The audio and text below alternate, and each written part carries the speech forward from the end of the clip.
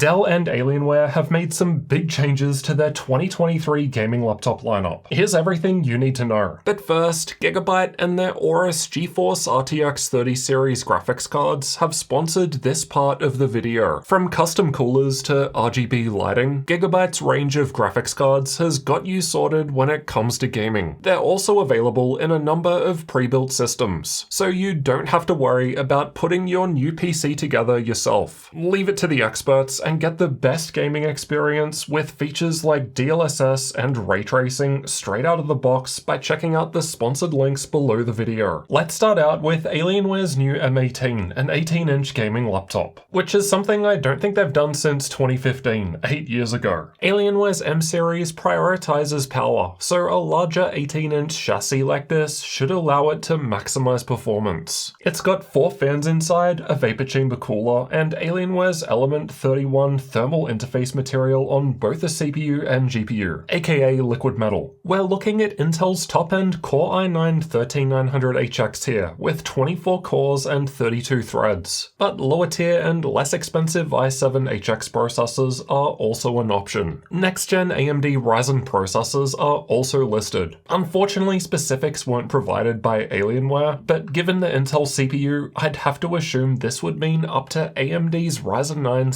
7945HX, their new top-end 16-core 32-thread chip, which is double the amount of cores and threads compared to the best AMD laptop processors that they offered last year. Similar deal for the graphics. The specific NVIDIA RTX 40 series and Radeon RX 7000 GPUs aren't listed. But regardless, it's still cool that they're offering both NVIDIA and AMD options. Given we've got a 330-watt power brick, I would expect up to RTX 4090 graphics here. For the 18-inch screen, we've got either 2560 by 1600 165Hz or 1920 by 1200 480Hz options, both with G-Sync or FreeSync depending on whether it's got NVIDIA or AMD graphics respectively. They're saying the 18-inch panel is 14.5% bigger compared to Alienware's largest M17 last year. Considering that I can notice the pixels on a 1080p screen at 17.3 inches, I think this will only get more obvious at the larger 18-inch size, as a similar amount of pixels are stretched out over a wider space. So I think most people will probably want to avoid that 1920 by 1200 screen, unless the priority is playing esports games with high FPS, because a 480Hz screen on a laptop is the fastest I've ever seen so far. Last year, I think the best we had was 360Hz. The M18 is a little bigger compared to last year's M17 in order to fit that larger 18-inch screen in, but that larger size provides enough space to allow for up to 4 M.2 storage drives, as the spec sheet lists up to quad storage configurations. Crazy stuff. We only saw this in MSI's GT77 last year, which was a bigger desktop replacement style machine. Unlike the Titan, we've just got 2 memory slots rather than 4 with the M18, but that still allows the M18 to go up to 64 gigs of RAM. Bigger laptop also means more room for ports. The left side has 2.5 gigabit Ethernet, 2 USB 3.2 Gen 1 Type A ports, and a 3.5mm audio combo jack, while the right just has a USB 3.2 Gen 1 Type C port. Most of the ports are on the back, so cables stay out of the way. From left to right, it's got 2 Type-C ports, Thunderbolt 4 or USB 4 Gen 2 here with DisplayPort support, a third USB 3.2 Gen 1 Type-A port, HDMI 2.1 and mini DisplayPort outputs, an SD card slot, and the power input. Like some previous Alienware models, you've got the option of spending more money for a Cherry MX mechanical keyboard. If 18 inches is too big, don't worry. Alienware are also announcing the new M16 this year, which is a new design. It's not just the M15 with a bigger 16-inch screen squeezed in. Despite the smaller size compared to the larger M18, the M16 still offers the same Intel CPU options. Again, Ryzen CPUs as well as NVIDIA and Radeon GPU options are unfortunately not specified just yet, but I'm sure it will be able to go high-end too, as the M16 uses a 330-watt power brick as well. The 16-inch screen options are similar to the bigger M18, but there's also a higher 240Hz refresh rate 2560 by 1600 option with higher color gamut. According to Alienware, that new 16-inch screen size is 11% bigger compared to what the M15 offered last year. But the M16 is also a little larger compared to the M15 to fit it, so it's a bit of a trade-off. Bigger laptop for bigger screen. That said, just like the bigger M18, the M16 is still somehow able to fit 4 M.2 storage slots inside. I've never heard of this being done in any other laptop below 17 inches. So assuming this isn't a mistake on the spec sheet, it's quite impressive. I know I said bigger laptop usually means more ports, but the M16 still has the same ports as the bigger M18. So again, it's quite impressive what they've been able to fit into this 16-inch model. And again, just like the bigger M18, the M16 also has 4 fans for cooling, a vapor chamber cooler, and it uses Alienware's Element Thermal 1 aka liquid metal on both the CPU and GPU. And the Cherry MX mechanical keyboard option is also available here too for a higher price. They've only managed to fit an 86 Wh battery in the smaller M16 though. The bigger M18 goes up to a bigger 97 Wh battery. There weren't any mentions of either the M15 or M17 gaming laptops being refreshed this year at CES. So it's looking like the new M16 and M18 are completely replacing those. The new models do offer more features, but as mentioned, they're also a bit bigger too. Fortunately, if you're after a smaller laptop, Alienware have also refreshed their X series gaming laptops this year, with the all-new X16 as well as updates to the existing X14. The first thing that stands out with the new X16 is the optional RGB touchpad, something I don't think Alienware has done for a few years now. If I recall, it was just one solid color in the past, but now I guess RGB technology has evolved and it's got an animated effect. The touchpad in the X16 is meant to be 15% larger compared to last year's even bigger X17 R2, which is good as I found that one a little too small. The touchpad in the X16 still doesn't look that big though, but there does appear to be more air vents at the back above the keyboard to improve cooling. So I suppose that's the trade-off. Just like Alienware's thicker M series, you've got the option of spending more for a Cherry MX mechanical keyboard, which provides both more key travel, but also the option of per key RGB lighting instead of one zone if you're after more customization. Unlike the thinner M16, the thinner X16 is using Intel's 13th gen H and HK processors, rather than the higher core and thread counts available with HX. And there aren't any AMD options here. Again, the Nvidia graphics options aren't specified yet, but considering they've listed 5 options, we can probably assume these are RTX 4090, 4080, 4070, 4060, and 4050, given we've seen other laptops at CES announce with these. The maximum GPU power limit of the X16 was specified at 175 watts, and while that's probably with dynamic boost, that means that at least some of those higher end GPU options should be able to offer max performance. Just like the thicker M16, Alienware's thinner X16 also uses a vapor chamber for cooling, as well as their Element 31 liquid metal on both the CPU and GPU. I think last year it might have just been the CPU, but I wasn't able to confirm that. They do note that it's only available in some select configurations, but they haven't actually said which configurations do and don't get it just yet. In the past, it has only been an option with higher spec laptop configurations, which makes sense as it's those higher tier CPUs and GPUs that will need more cooling. I mean, we probably don't need to waste liquid metal on the RTX 4050 configuration, for example. Like last year's smaller X15, unfortunately the X16's RAM is soldered to the motherboard and cannot be upgraded. Based on this, it also sounds like you've got to go for a higher tier CPU if you want more RAM, which I think is kind of crap, because the higher tier CPU is probably going to be way more money compared to the cost of more memory. I've already shown last year that the performance difference between Intel's i7 and i9 laptop processors really isn't that much, and I can't imagine that that's going to change this year. Fact is, the cheaper i7 13700H is just going to offer better value and not that much worse performance compared to the higher tier i9 13900HK. So it just straight up sucks if you're forced into spending more money to get the 13900HK just because you might want more than 16 gigs of RAM. I really hope this changes. As for the storage, it looks like there's at least 2 M.2 slots, as RAID 0 is an option. It looks like we've got the same 16-inch screen options in the X16 as the M16. However, although the M16 had a mux switch, a requirement for G-Sync to work, it didn't actually specify Advanced Optimus like the X16 does here, so it seems like this might just be an extra feature that's only present with the thinner X series models. Despite being slightly smaller than the M16 in width and depth, the X16 gets a slightly larger 90Wh battery. The X16 doesn't have any ports on the left or right sides, so you'll never have to worry about cables getting in the way of your mouse hand. They've managed to squeeze all the ports onto the back, which from left to right include a 3.5mm audio combo jack, micro SD card slot, 2 Type-C ports, one which offers Thunderbolt 4 or USB 4, and the other USB 3.2 Gen 2. There's a HDMI 2.1 output, 2 USB 3.2 Gen 1 Type-A ports, mini DisplayPort 1.4 output, and the power input, so it's fairly crowded back there. Just before we get into the new Dell gaming laptops, Alienware have also refreshed their smaller ultra-portable X14 with the new R2 version this year. The GPU options last year were either RTX 3050, 3050 Ti, or 3060, and this year the 3050 is still an option, but it's using Nvidia's refreshed version with 6 gigs of VRAM rather than 4. The other two next-gen options aren't listed, but I think it's pretty safe to assume they're RTX 4050 and RTX 4060 GPUs. The maximum GPU power limit is also listed at 85 watts this generation, which is a 10 watt or 13% boost compared to last year. Interestingly, the highest CPU listed is Intel's Core i7-13620H with 10 cores. Last year's X14 was available with either i5-12500H or i7-12700H, 12-core 16-thread and 14-core 20-thread parts respectively. So I'm getting the impression that they've decided to limit CPU performance this year in order to instead direct that extra power towards the GPU, which honestly is probably the way to go if the goal is to increase gaming performance. I've shown in plenty of my videos that adding more cores and threads after a point doesn't increase the gaming performance in most games, so that new 13th gen 10-core processor is probably still going to be plenty. Even with fewer cores and threads, other improvements like higher IPC and higher single-core boost are probably going to mean that the 13th gen CPU ends up beating the 12th gen i7 in games anyway. The 14-inch screen still has G-Sync and Advanced Optimus like last year's model, but this year it's using a 16:10 aspect ratio, so a little taller, which should mean a little less plastic chin on the bottom and more viewable screen space. I think it's a bit weird that they've increased from 1920 by 1080 pixels last year to 2560 by 1600 this year. More pixels just objectively require more GPU horsepower to run in games. And yeah, they have boosted the GPU power limit this year, and they also have new RTX 40 series GPUs, which will be more powerful. But I still think a 1920 by 1200 screen would have been a better fit for a smaller 14-inch device. At smaller screen sizes, you really don't need a lot of pixels for the screen to still look good. And less pixels would also mean higher FPS in games, as the games would be easier to run at that lower resolution. Somewhere where more pixels do make sense is the camera upgrade from last year's 720p to this year's 1080p. Otherwise, the size of the X14, its battery, its 130-watt Type-C charger, its ports, max of 32 gigs of soldered memory, and one M.2 slot are basically the same as last year's X14 R1 version. Alright, now let's get into the new Dell gaming laptops. The popular G15 series gets a design refresh, which looks more blocky than before, with a more angled design, and also more color options too, including some cool looking pastel options. I really like the look of the purple one. Just in case the channel logo didn't give you any hints, it's my favorite color. Like the Alienware laptops, specific RTX 40 series GPUs aren't mentioned yet, but I'd have to assume it would at least get the RTX 4050, 4060, and 4070 based on last year's G15. We've only got Intel 13th gen CPUs listed here with the higher end HX processors, but it wouldn't surprise me if there will be more options later, or it might vary in some different countries. I don't know, the Dell G15 series is meant to be more mid-range, so it seems strange that they're going for Intel's HX rather than the cheaper H series. Specs for the AMD Ryzen versions of the G15 and G16 haven't been provided at this time, but Dell have mentioned that the Intel configurations will be launching this year in Q1, while the AMD versions will be coming later in Q2, so sometime between April and June. Screen options include 15.6-inch 1080p panels with a lower quality 120Hz screen and brighter 165Hz option. Next up is Dell's G16, which is more or less the same as the G15, except that it's got a larger 16-inch 16x10 screen with a bigger 2560 by 1600 resolution with 165Hz or even faster 240Hz option here. The laptop itself ends up being over a centimeter or half an inch deeper in order to accommodate the taller 16x10 screen though. Otherwise, pretty much all of the rest of the specs seem to be more or less the same as the G15. Actually, I've just noticed that the Ethernet options seem to differ based on the GPU, and Dell have actually listed RTX 4050, 4060, and 4070 options in the G16, despite the graphics section just saying next gen. So it looks like my guess with the G15 might be right. If you've seen any of my Dell or Alienware gaming laptop reviews over the years, you've probably heard me complain about the management software, Alienware Command Center or AWCC. This year, the software has finally been rebuilt with version 6.0, exactly what I've been asking for years. It looks much cleaner and easier to use from what they've demonstrated during CES. As long as the actual functionality works well and it doesn't have the same old problems like taking forever to open after boot or various bugs when it comes time to update, then this will be a huge improvement. I really got the impression that last gen AWCC just had way too much tech debt. It seemed like they were just adding stuff onto it for years and the stability just continually got worse. So hopefully this is a fresh reset. As for pricing and availability, we're looking at a Q1 launch for the Intel and Nvidia options, while the AMD configurations seem to be later in Q2, so somewhere between April and June. Pricing will of course depend on how you spec the specific machine, but they were still able to provide us with these price details. Again, not really too useful as we don't know exactly what specs they refer to. I'll be testing all these new upcoming Dell and Alienware gaming laptops in full reviews as soon as possible, so make sure you're subscribed. Until then, you can find out more about all of the rest of the new gaming laptops coming in 2023 over here. I'll see you in one of those videos next.